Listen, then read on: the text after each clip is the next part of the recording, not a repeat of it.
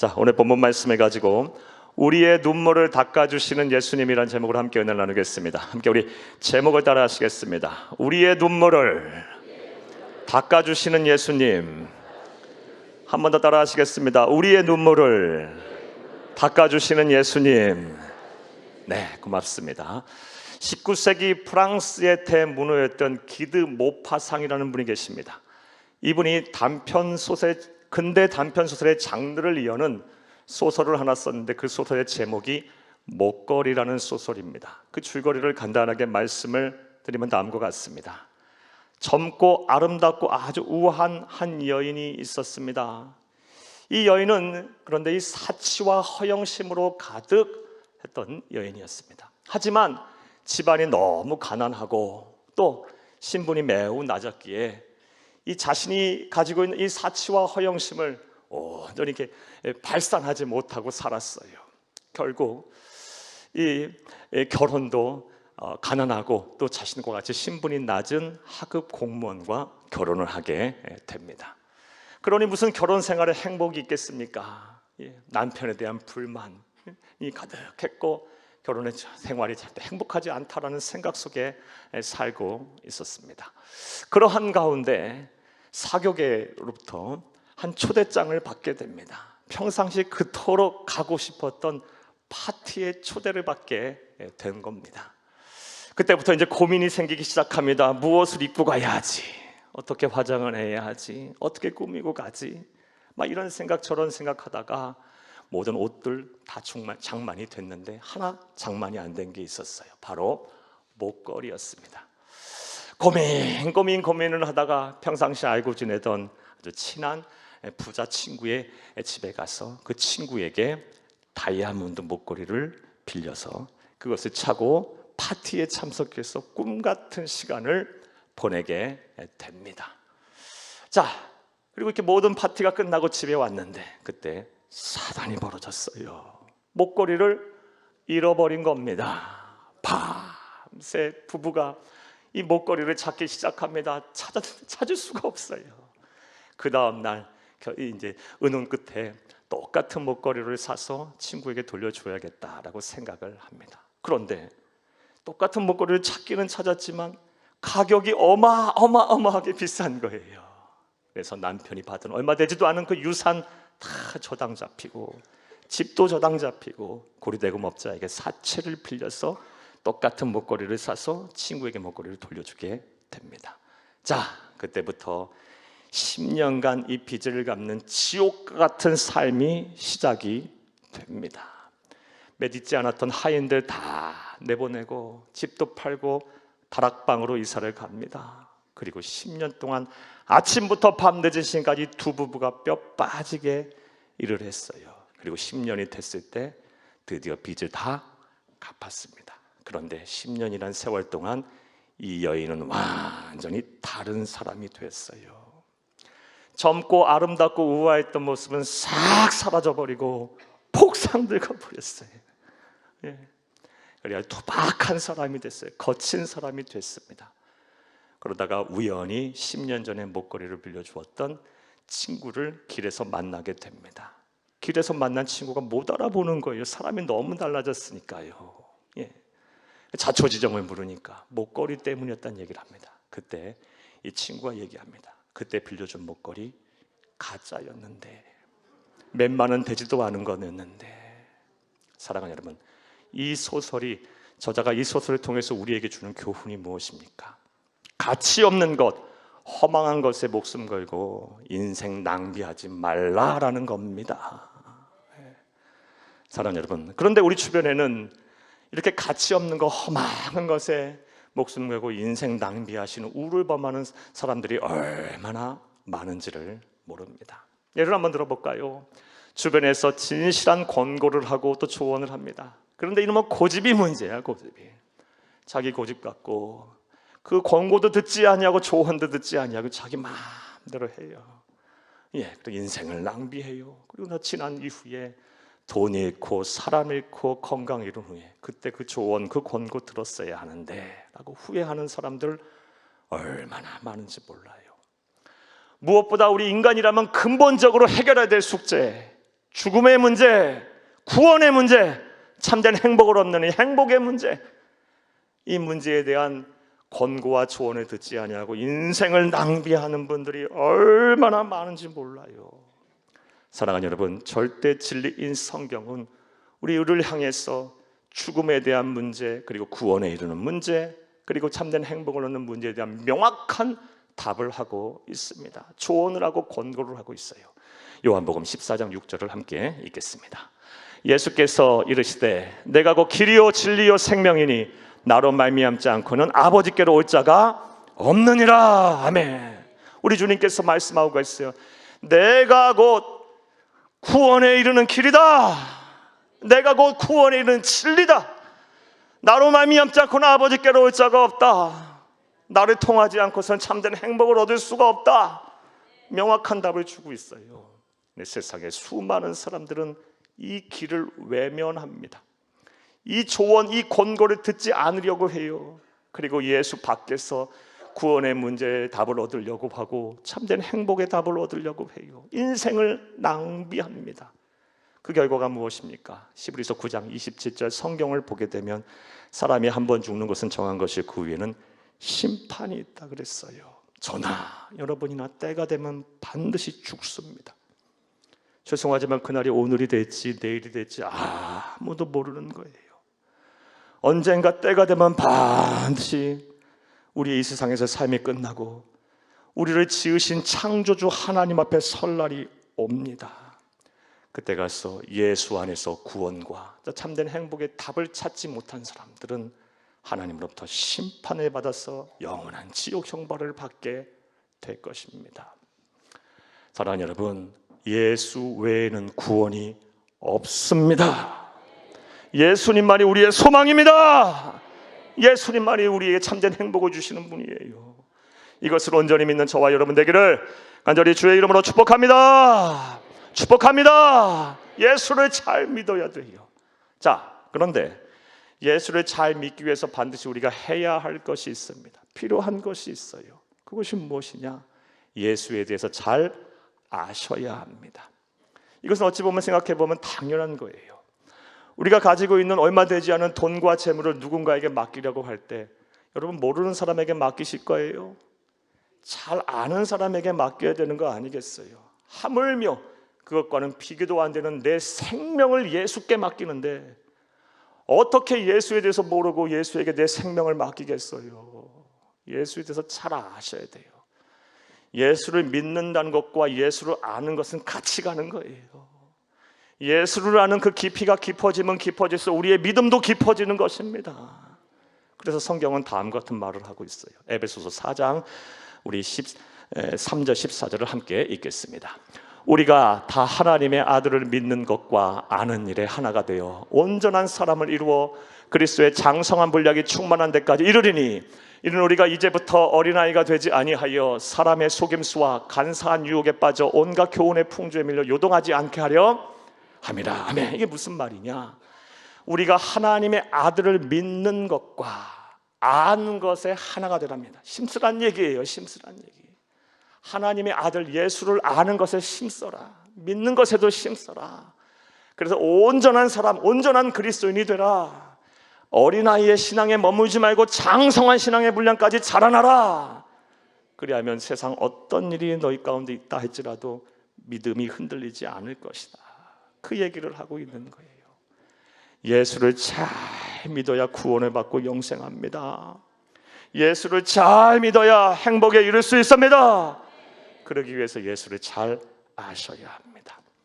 이런 의미로 볼 때 오늘 본문은 우리에게 참 중요합니다. 의미가 있습니다. 왜냐하면 우리는 본문 말씀을 통해서 우리 주 예수님 어떤 분인가를 잘 알 수가 있기 때문입니다. 자, 그렇다면 오늘 본문 말씀을 통해서 알 수 있는 예수님은 어떤 분일까요? 우리가 믿고 섬기는 예수님은 어떤 분일까요? 이 질문에 대한 답을 하기에 앞서서 먼저 본문의 내용 설명부터 여러분에 좀 해드리겠습니다. 오늘 본문 말씀은 예수님의 주된 사역지였던 갈릴리 가버나움으로부터 하루길쯤 간 나인이라는 성에서 이루어진 사건에 대한 기록입니다. 예수님과 예수님의 제자들이 나인이라고 불리는 그 성에 들어가려고 하실 때 나인성으로부터 나인성 밖으로 나오는 장례 행렬이 있었습니다. 그런데 그 장례 행렬은 참 안타까운 가정의 장례식이었어요. 왜냐하면 그 죽은 사람이 과부의 외동 아들이었기 때문입니다. 오늘날에도 남편 없이 사시는 분들, 또 아내 없이 사시는 분들 얼마나 힘들고 어렵게 사시는지 몰라요. 대체적으로 참 어렵게들 사세요. 하지만 성서시대 예수님 당시의 과부의 삶이란 오늘날과는 비교도 안 되는 참 힘들고 어렵고 또 외로운 삶이었음을 우리가 알 수 있어요. 어떤 신학자는 예수님 당시의 과부의 삶을 다음과 같이 묘사합니다. 지붕 뚫린 집에서 사는 것과 같았고 울타리 없는 집에서 사는 것과 같았다. 여러분, 지붕 뚫린 집에서 살아봐요. 비바람을 다 맞게 되는 거예요. 인생의 비바람이 다 몰아칠 때 남편 없이 아내 없이 사는 사람, 성서시대 사람, 특별히 그 인생의 비바람을 다 맞는 삶을 사는 거예요. 울타리 없는 삶, 도적제가 출몰하고 맹수가 쳐들어올 때 침입할 수 있어요. 그거 다 받고 살아야 되는 거예요. 그러니 오늘 본문에서의 과부의 삶이 얼마나 힘들고 어려웠겠습니까? 자, 그런데 이 여인은요, 이 과부는 아무리 힘들고 어려워도 삶을 포기할 수가 없었어요. 왜 그렇습니까? 아들이 있어요. 어린 아들이. 이 아들이 있는데 어떻게 어머니가 목숨을 끊어요? 어떻게 삶을 포기하고 대충대충 삽니까? 죽자 사자 살아야죠. 멸시와 천대를 받더라도 견뎌야죠. 또 견뎠을 거예요. 그래서 아들이 이제 장성합니다. 청년이 됐어요. 한시름 났을 거라고 봅니다. 이제 이 아들 의지하고 살아야겠다. 그런데 웬걸요? 어떻게 불행한 사람은 더 불행이 일어나죠. 이 아들이 죽고 맙니다. 사랑하는 여러분, 과부의 슬픔이 공감이 되십니까? 이거 공감 못하실 분 없을 거라 생각해요. 이런 아픔을 겪은 사람은 얼마나 힘들고 어렵겠어요. 사랑하는 여러분, 그리스의 3대 비극 시인인 소포클레스가 이런 말을 했어요. 자식은 부모를 붙잡고 있는 부모라는 배에 닻이라 그랬어요. 닻. 부모가 사는 이유가 자녀 때문이라는 거예요. 아무리 살기 싫어도 부모는 자녀라는 것을 붙잡고 있어야 하기 때문에, 또 자녀에게 붙잡힘을 당하여 있기 때문에 산다는 거예요. 그런데 이 어린 외동아들이, 청년이 죽고 말았으니 이 어머니의 배라는, 어머니라는 배에 닻이 풀려버린 거예요. 살아도 사는 것이 아니었을 거라 봅니다. 사랑하는 여러분, 우리 성도님들 가운데 먼저 아들을, 먼저 딸들을 천국에 보낸 분들 많이 계셔요. 이 자리에도 계시네요. 하나님의 특별하신 위로와 섭리가 함께 하기를 간절히 주의 이름으로 축복을 합니다. 축복합니다. 자, 그런데 오늘 본문 말씀을 보게 되면 예수님께서 이 과부를 주목하셨습니다. 슬피 울고 있는 이 과부를 쳐다보셨어요. 그리고 장례 행렬을 멈추게 하셨고요, 여인을 향하여 아주 자상한 음성으로 말씀하세요. 울지 말라, 울지 말라.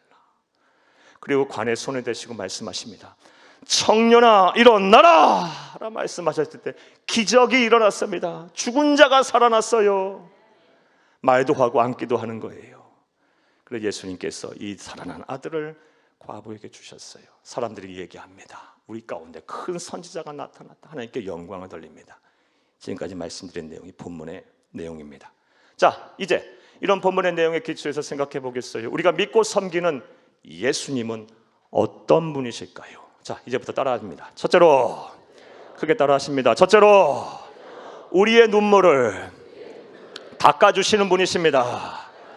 예수님은 우리의 눈물을 닦아주시는 분이십니다.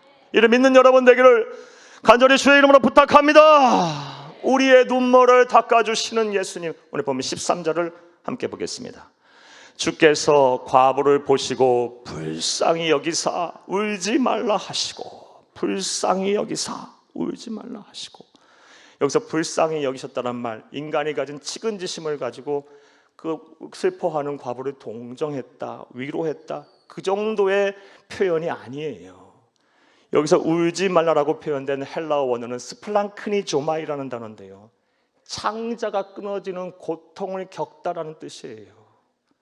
그러니까 우리 예수님은 아들을 잃고 슬퍼하며 울고 있는 이 과부의 슬픔을 그대로 받으시고 더 슬퍼하신 거예요. 창자가 끊어지는 이 단장의 비애를 겪고 계신 거예요. 그런데 이런 우리 주 예수님의 모습은 우리에게 큰 은혜가 되고 위로가 됩니다. 왜냐하면 예수님은 어제나 오늘이나 영원토록 동일하신 분이기 때문이에요. 과부의 슬픔을 보시며 단장의 비애를, 창자가 끊어지는 고통을 겪으셨고 함께 그 아픔을 나누셨던 그 예수님, 우리가 슬퍼하고 우리가 힘들어하고 어려울 때 우리를 위해서 그렇게 함께 아파하시고 함께 울고 계시기 때문이에요. 사랑하는 여러분, 지금 인생의 풍랑 속에 계신 분들 계세요? 슬픔 속에 계신 분들 계세요? 우리 주 예수님이 여러분과 함께 울고 계심을 믿으세요. 창자가 끊어지는 고통을 겪으시면서도 그렇게 아파하시면서 우리의 슬픔을 당신의 아픔으로 바꾸고 계세요. 예수님은 이런 분이에요. 이런 예수님을 믿어야 되겠어요? 안 믿어야 되겠어요? 반드시 믿어야 돼요. 자, 그런데 예수님은 단순히 우리를 위로하는 차원에서 그치시는 분이 아니에요. 거기서 한 걸음 더 나아가시는 분입니다. 예수님은 우리의 삶의 문제를 해결하셔서 우리의 눈물을 닦아주시는 분이십니다. 오늘 보면 14, 15절 함께 읽겠습니다. 가까이 가서 그 관에 손을 대시니 맨 자들이 서는지라. 예수께서 이르시되 청년아 내가 내게 말하노니 일어나라 하시매 죽었던 자가 일어나 앉고 말도 하거늘 예수께서 그를 어머니에게 주시니. 아멘. 사랑하는 여러분, 이 과부가 진정한 행복을 누리려면 삶의 문제가 해결되어야 합니다. 단순히 위로와 공감에 그쳐서는 안 됩니다. 사랑하는 여러분, 그럼 이 여인이 겪고 있는 삶의 근본적인 문제가 뭐예요? 아들이 죽은 거예요. 아들이 죽었기에 아들이 살아나야 이 여인은 행복한 거예요. 예. 아들이 다시 살아나서 자신의 품에 안기기까지 여인의 눈엔 눈물이 마르지 않는 거예요. 잠시 잠깐은 잊을 수는 있어요. 하지만 결정적인 순간에 쓴뿌리처럼 그것이 자라나서 나를 막 절망시키고 이 여인을 힘들게 하고 어렵게 할 거예요. 사랑하는 여러분, 우리 예수님은 창자가 끊어지는 고통을 함께 나누신 이후에 거기서 그치지 않으셨어요. 여인의 근본적인 삶의 문제를 해결하셨습니다. 청년아 일어나라. 다시 살려서 아들을 이 어머니의 품에, 과부의 품에 주셨어요.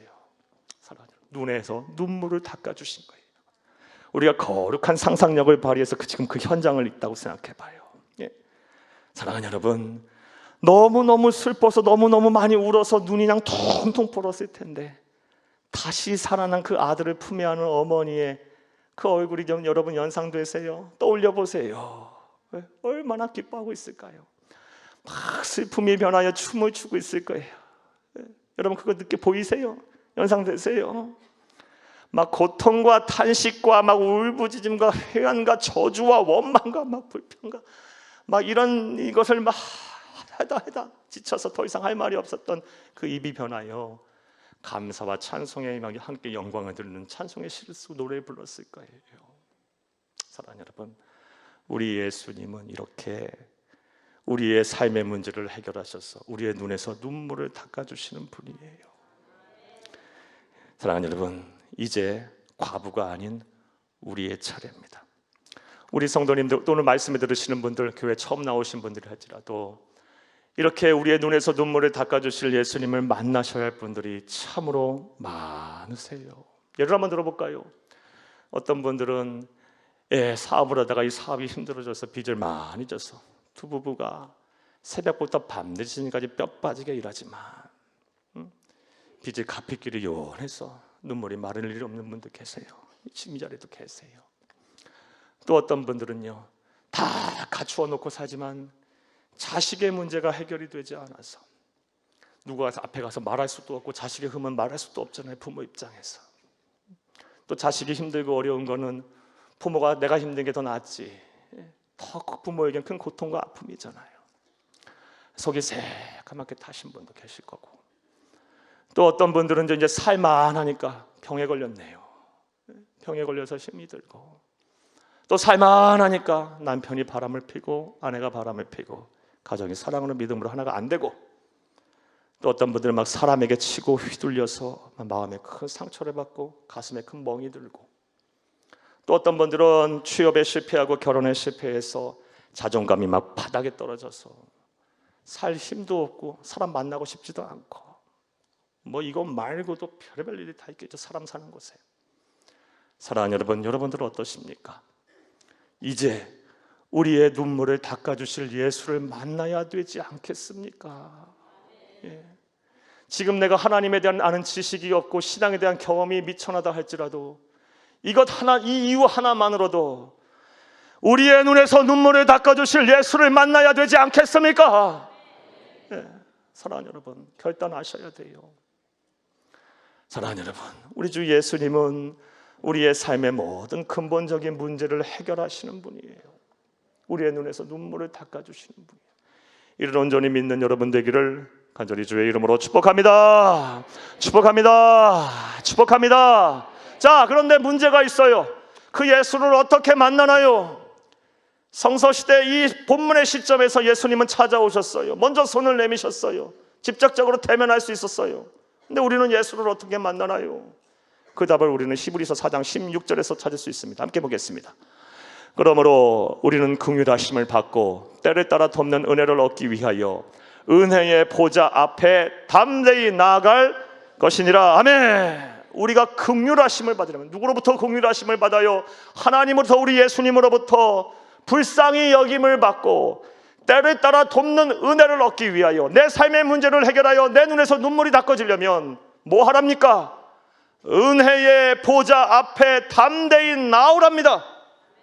은혜의 보좌가 뭐예요? 예배예요. 예배에 담대히 나오랍니다. 하나님을 아는 지식이 없고 신앙에 대한 경험이 없어서 사도신경도 모르고 찬송도 모르고 하나님의 말씀 한 구절 제대로 외우는 거 없어도 아는 것 없어도 지금 내가 살아야 하니까 내 눈에서 눈물을 닦아주실 예수를 만나야 하니까 담대히 용기를 내서 은혜의 보좌 앞에 나오랍니다. 그런 자에게 하나님 만나주신다는 거예요. 이제는 우리 이렇게 살아야 되지 않겠습니까? 예수를 평생 믿어도 삶의 문제가 해결되지 아니해서 다른 사람 하는 간증 하나 없는 성도도 많아요. 어려서부터 신앙생활을 해왔기에 안 하면 뭔가 안 한 것 같고 하자니 답답하고 힘들고 뭐에 매인 것 같고 가정의 평화를 지키기 위해서 예수를 믿고 사랑하는 여러분, 이제는 변화된 삶을 살아야 되지 않겠습니까? 여러분, 이제는 자유해야 하지 않겠습니까? 이제는 우리의 눈에서 눈물이 닦아져야 되지 않겠습니까? 예수에 대한 분명한 십자가의 흔적이 내 삶에, 내 가슴에, 내 신앙의 역사 속에 남아야 하지 않겠습니까? 은혜의 보좌 앞에 담대히 나오세요. 예배의 자리에 용기를 내서 이제 나와서 예배를 잘 드리세요. 말씀을 통하여 은혜를 받으시고 결심하고 결단하세요. 찬송하고 기도하면서 여러분의 마음을 다하여 여러분의 심령을 쏟으세요. 누구에게? 하나님이신 예수님에게요. 구속하신 예수를 바라보고 예배를 잘 정성을 다해 드리세요. 그러면 예수님께서 여러분을 찾아오셔서 예수님이 정하신 가장 이상적인 순간에 구체적으로 역사하셔서 여러분의 삶의 문제를 해결하시고 여러분의 눈에서 눈물을 닦아주실 것입니다. 이런 은혜와 복이 저와 여러분을 보고 복이 되기를 간절히 주의 이름으로 축복합니다. 축복합니다. 자, 우리 본문 말씀을 통해서 알 수 있는 첫 번째, 우리가 믿고 섬기는 예수님은 어떤 분이십니까? 우리의 눈에서 눈물을 닦아주시는 분이에요. 또 본문 말씀을 통해서 알 수 있는 예수님은 어떤 분일까요? 따라 하시겠습니다. 둘째로, 죽음의 문제를 해결하신 유일하신 구세주이십니다. 우리가 믿고 섬기는 예수님은요, 죽음의 문제를 해결하신 유일하신 구세주가 되십니다. 사랑하는 여러분, 오늘 본문 말씀을 통해서 우리가 놓쳐서는 안 되는 중요한 진리가 하나 더 있습니다.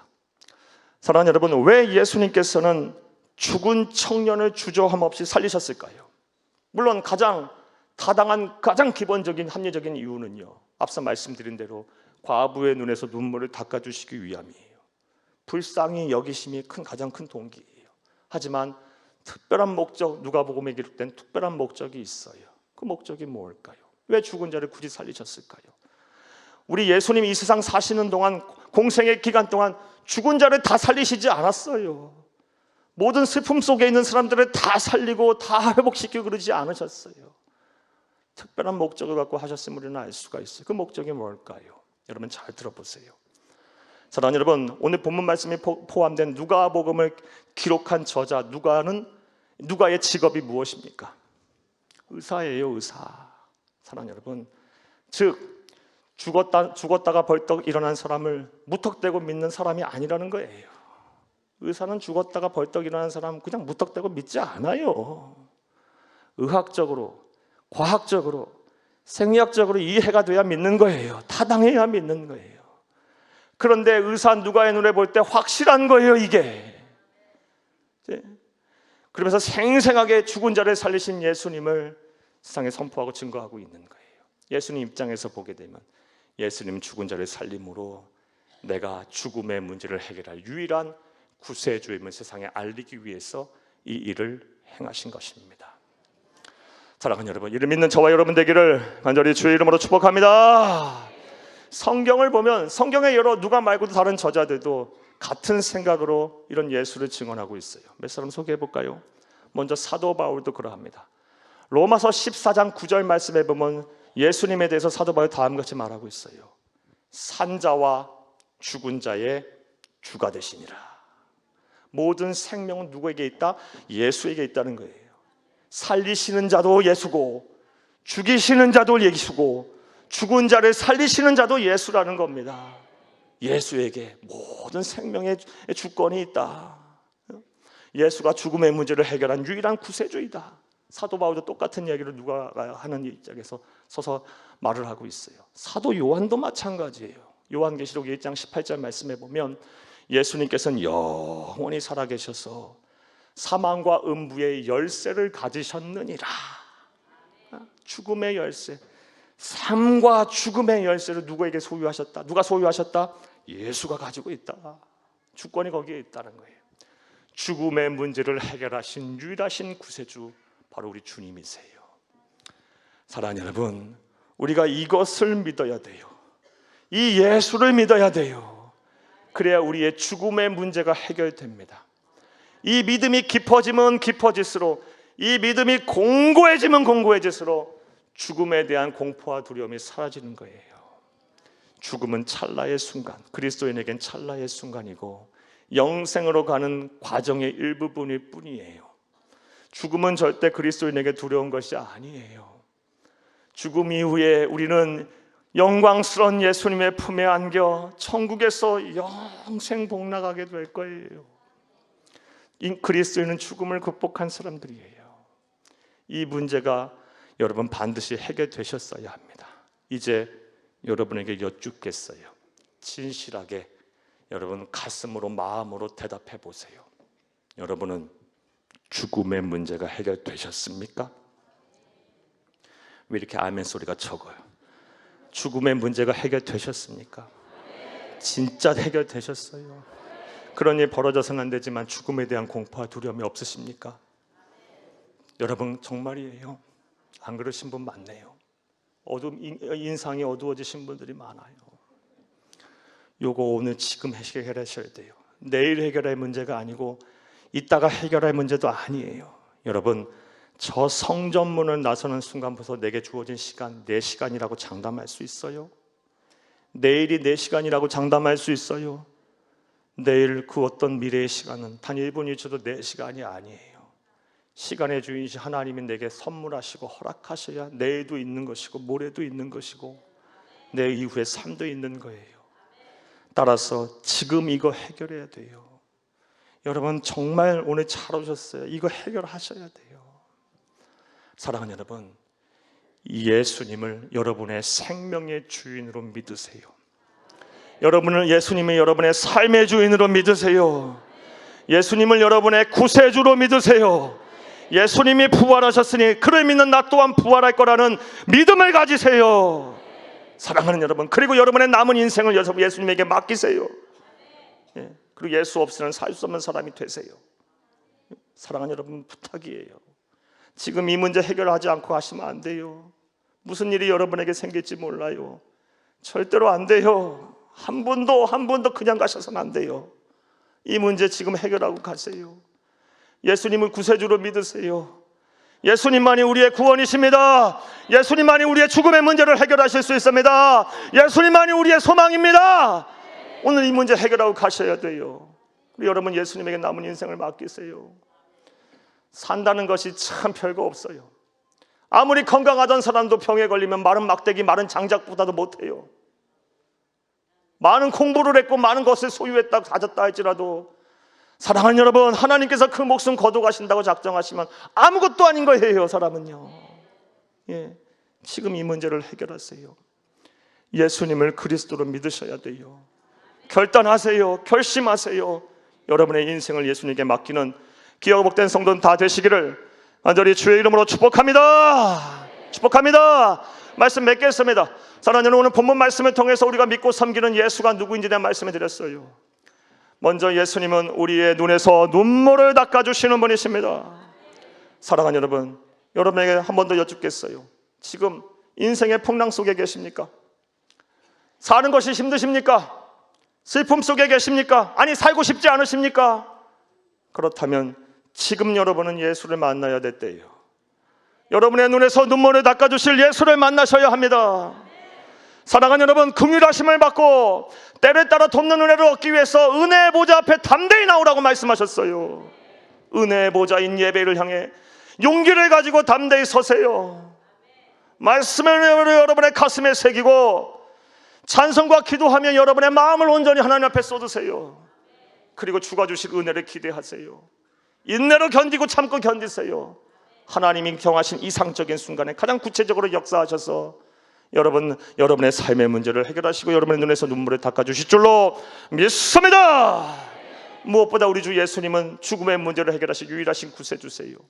요한복음 12장 25, 26절 말씀에 나는 부활이요 생명이니 나를 믿는 자는 살겠고 살아서 무릇 살아서 믿는 자는 죽지 아니하리니 너희가 이것을 믿느냐라고 말씀하셨어요. 예수님은 부활이요 생명이세요. 따라서 우리가 그를 믿게 되면 우리 또한 예수님처럼 부활하고 영생하게 될 거예요. 이것을 온전히 믿어 죽음에 대한 공포와 두려움에서 벗어나고 이 세상 사는 동안 주와 동행하면서 하늘의 신령한 복과 땅의 기름진 복을 받으며 또 사후에 천국에서 우리 주님과 영생 복락을 누리시는 복된 성도들이 다 되기를 간절히 주의 이름으로 축복합니다. 축복합니다. 축복합니다.